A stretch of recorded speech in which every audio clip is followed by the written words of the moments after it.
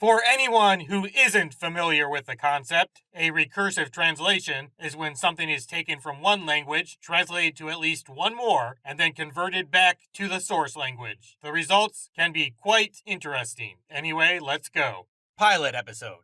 Arthur, a simple accountant, decides to quit his boring job to become what he considers his true calling, a superhero. No one takes him seriously, and he begins to question his choices. But the Tick, a muscular blue man who has just arrived in town, accidentally uncovers a Soviet plot to develop a deadly weapon called the Red Terror. Arthur, exasperated by all the superhero antics, decides to quit, but the Tick stops him. They must prevent the Red Terror from annihilating former U.S. President James Carter. In one of the most perilous situations of his life, Arthur has only one option to save James. Jump from a free-fall ride where the Tick and the Red Terror are fighting. Arthur arrives at his destination, and they form a new alliance with two other superheroes, Batman and Captain Liberty. Funeral. The immortal, the legendary superhero who has saved Earth 1,000 times and the moon 3 times, is in town for a book signing. Arthur is overjoyed at the prospect of meeting his childhood idol, and Captain Liberty is ordered to accompany him. Janet, given into the temptation of a taxi, goes to his house, where the immortal lies lifeless in his bed. Now they have to hide the body before it's discovered. Janet drives Batman, disguised as the immortal, to the book signing. While Ixodus and Arthur try to get the body back to the hotel, Ixodus realizes that everything is dying, and Arthur finally finds the courage to ask the girl for her phone number. Couples. Ixodus and Arthur meet Fireblaze and his companion, Firefriend. Arthur is shocked to see how badly Ixodus treats Friend.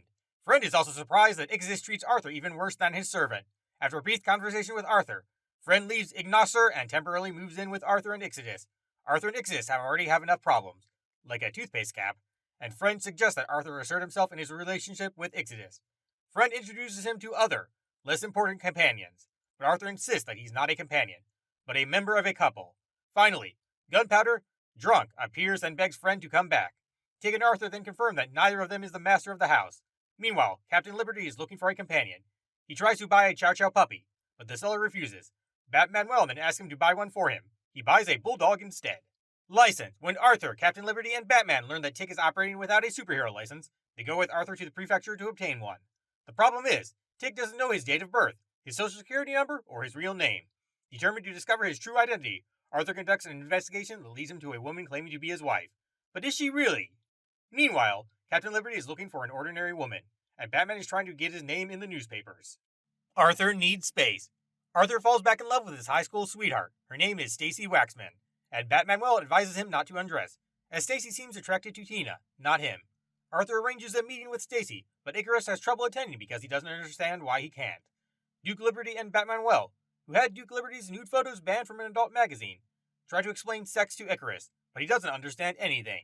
While on patrol, Icarus watches a documentary about insects and how they kill and eat their partners after mating. He runs home, fearing that Stacy has killed Arthur. Icarus ruins their date, but luckily, Stacy is interested in the man in the costume. Meanwhile, Batman saves Janet from a demotion during the superhero trial. The League of Superheroes. Tig and Arthur are invited to join the League of Superheroes, an exclusively male and white organization that Captain Liberty and Batman have long dreamed of joining. When Arthur and Tig realize they were invited by mistake, they decide to sue the League for discrimination.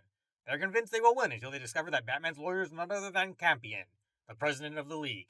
Ultimately, Arthur and Tig leave to support their friends. After learning Steve's true identity, they reach a financial settlement that bankrupts the League. Tick versus Justice. When Batman crashes into the car of the criminal Destroy, Tig and Arthur discover an arsenal of weapons in the trunk. All three go to court to testify against Destroy, and Tig is in prison for contempt of court. Meanwhile, Captain Liberty is tasked with protecting the criminal, and the latter abuses his trust, in the manner of Hannibal Lecter with Clarice in The Silence of the Lambs. Arthur! Interrupted. Captain Liberty persuades Arthur to reveal to his family that he is a superhero. The only problem? His mother and sister react very badly to the news. They lock him up in a psychiatric hospital, where superheroes are transformed into normal people. Ixodus feels lost and unhappy without Arthur until Janet rallies the gang to rescue him. Terror. Ixodus and Arthur celebrate their first anniversary, reminiscing about their first week together. Arthur questions his decision to become a superhero while trying to get rid of the mysterious Ixodus.